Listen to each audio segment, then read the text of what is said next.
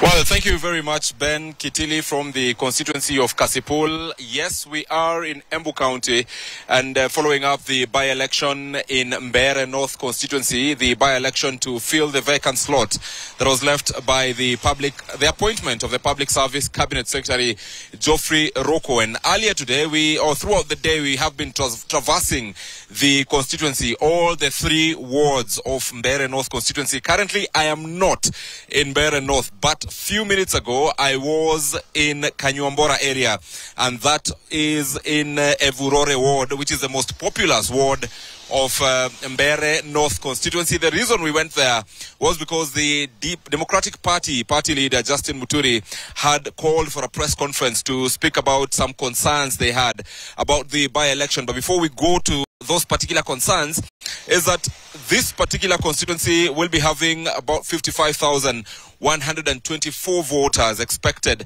to go to the polls on Thursday. Those are the registered voters as per the 2022 voter register, and there are 134 polling stations where this particular exercise will be taking place from. Earlier on in the day, we also saw Commissioner Francis Adol from IEBC, as well as IEBC CEO Marjan Hussein Marjan.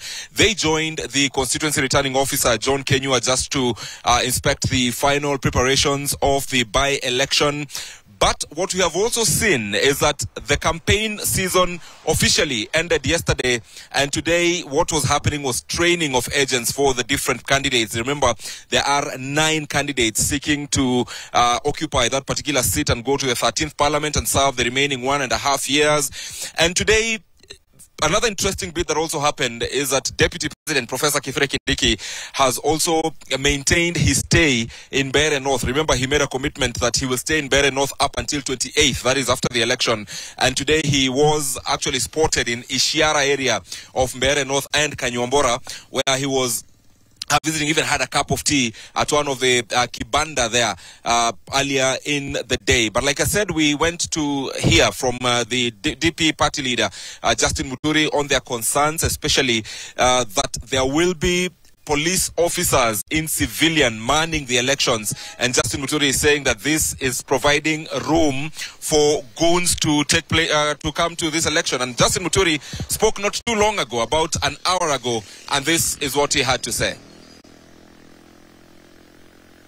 We do not see any need for any security personnel to be in civilian clothes. Indeed, this just confirms what the IEBC has said, what I had cautioned the Commission about, that those so-called policemen in civilian clothes are goons who have been hired by the government, and they will be working under the protection of the police, just like they have done in demonstrations in Nairobi.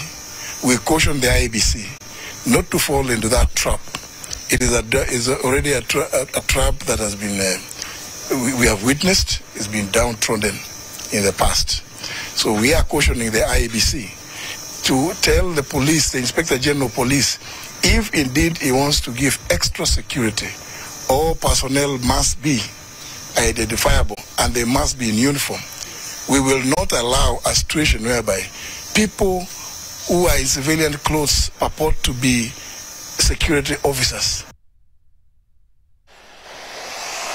Concerns there from the Democratic Party leader Justin Muturi about the fact that police officers are said to be headed to Mbeere North, or a section of police officers wearing civilian clothes. And the security issue that Justin Muturi is speaking about is one of the issues that the IEBC Commissioner Francis Adwal spoke about when I spoke to him earlier in the day, because I met him at the St. Bakita Siakago Girls, which is a constituency tiling center. And when I met him, part of the things we asked was about security.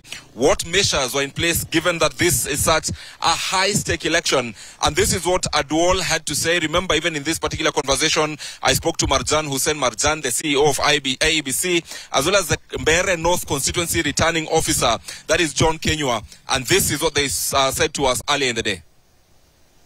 Had a meeting with the IEBC staff here, beginning with the returning officer himself, who was given us a brief on his preparations for the election scheduled for November 27th. And also we had an extensive meeting with the security team the sub-county security team, who have assured us that they are ready to ensure that peace prevails during the elections on 27th of November, and we are quite satisfied with what we have seen so far.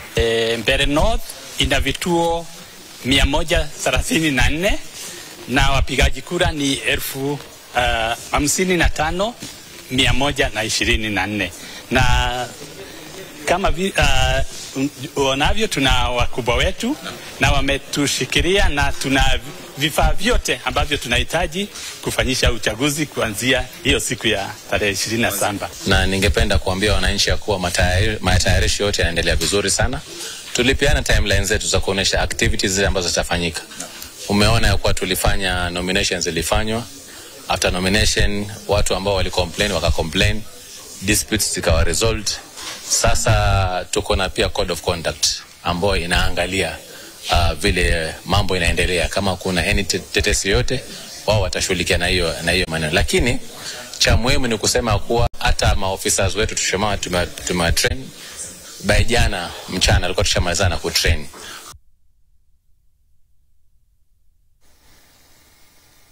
Well, the IEBC commissioners there who spoke earlier in the day about the preparedness for this particular by-election.